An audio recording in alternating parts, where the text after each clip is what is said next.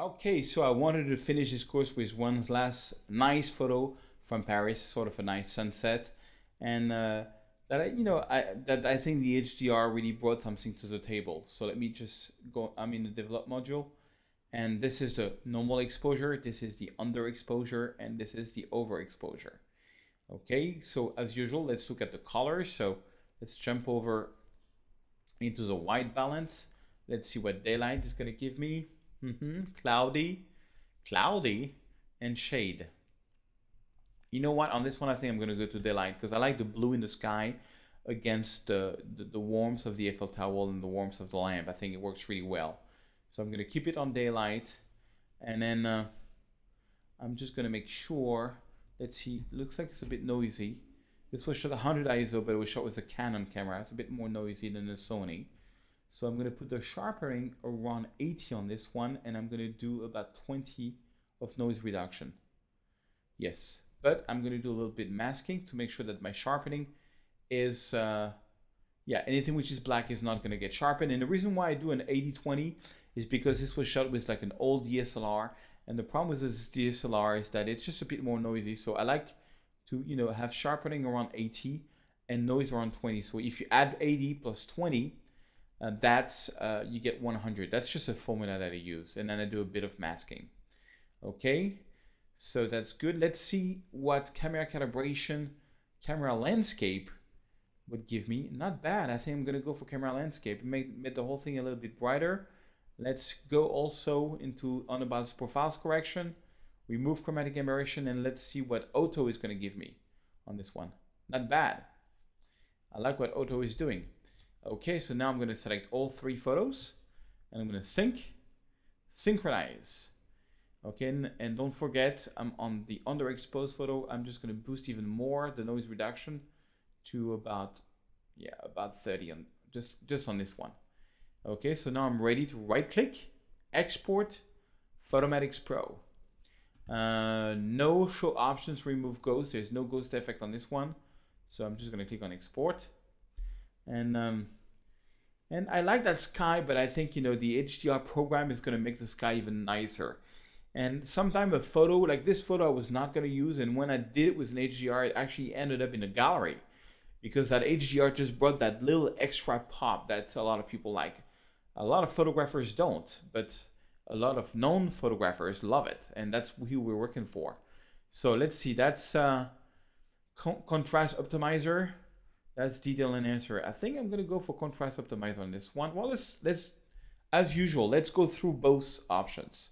So on this one, I'm gonna put method default. So remember strength, maybe like around 80. Details contrast the whole way to 100. Lighting adjustment, I think I'm gonna go click on that. Natural plus. I think natural plus is because natural, you see, makes this whole part very, very, very bright, and I don't like that because this is kind of ugly. I mean, there's nothing special to it. Where natural plus make the bottom part of the photo a bit darker, so I think it's nicer. I'm going to smooth a bit the highlights. Voila, and let's see, it's not very noisy. It's kind of cool. Okay, so that's the best of tone mapping, detail enhancer. Let's jump over to contrast optimizer, and let's method default. Okay, boost a little bit the strands. Not so much. Lighting effect on the right. So again, I'm using the setting of doing a lighting effects on the right and then lowering the midtones. Let's see if that's going to give me something nice. That's not bad. So let's compare now. Detail enhancer, contrast optimizer. I think contrast optimizer is winning again. Definitely winning again. Okay, so now I'm going to save and re-import. Yeah, contrast optimizer, as you can see, I don't know, it just has for me like a more, a nicer look to it. I mean, it's really just, every photo is different. Okay, so here we are, ready to do our, so let's check this out. This is a normal exposure, nice already. And this is the HDR one. It's got more details. It's got, I don't know, it's more magical, Let me compare the two next to each other. Press C and HDR on my left. You see we have especially the sky, there's just more details on the sky, And look how not noisy it is. The fact that we took out noise and the fact that Photomatix really got the noise better. Look at that, we have a lot more details here. I love it. Photomatix really gotten better over the years. Okay, develop module, I'm just gonna, let's see if we can do double development. Oh, no, I'm not gonna put up the shadows completely. And I'm not gonna touch so much of that, maybe a little bit of the white and the blacks. Okay, not so bad. All right, and I think this is still way too bright. So I wanna, let's see if I can do something. I want to do something a little bit better about this. I find that this is a bit crooked.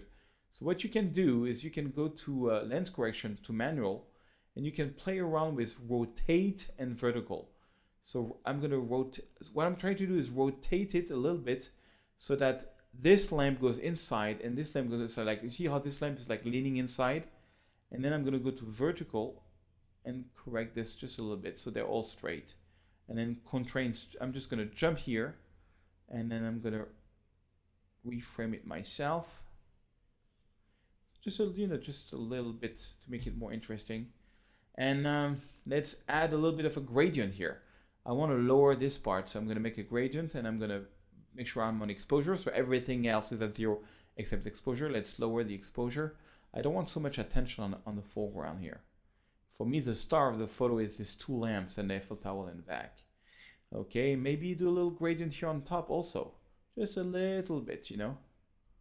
Little bit up. I added one more. Yeah, something like that. Let's see, before, after, yeah, it's much better. Close this. And yeah, I think it's not so bad. Let's maybe just add a little bit of brush here, and make sure that your brush flow and density is around 80. And I just want to maybe add a little bit of light here on these buildings, and make a new brush. This time put even lower the flow, like around 75, and just make a bit more light here in the sky. You know, make lines here in the sky even better to make the sky even more crazy. You know, it works well with sort of the HDR. Okay, and you know, last but not least, check it out. I went a bit fast, but that's on this brush. Here is one brush. If you go over, you can see where I brushed, and if you go here, you can see before the brush stroke, after the brush stroke. Just make the photo pop a little bit. And I think this photo needs a little bit of contrast, and we're good to go. But check this out. Look how much not noisy it is, how clean it is. I mean, you know, HDR has gotten so good. That's why I wanted to redo that course. You know, I really like this photo. It's got a nice feeling to it, and that's really the HDR really helped brought it up. All right, I hope you like this HDR masterclass. I've been, actually Photomatix got so much better over the years that I stopped using it a couple of years ago, and I went back using it because the one thing I didn't like about Photomatix was that it was putting in HDR. It was just making the noise, too noisy photos, and it was looking too fake. I mean, some of these photos look kind of fake. They look like almost like illustration, but in a nice way. And believe me, people love this type of photography. I've been selling this with galleries, making books to clients. They love this look. That's why, because it's very, very popular, and it still is. And the thing is that the raw files been getting better over the years. Photomatix been getting better over the years. And so now we can get really very, very good. You know, this can make a nice print, you know, where before it was like too noisy or too destroyed. It was not good enough. Voila, but Photomatix version 5 really helped it.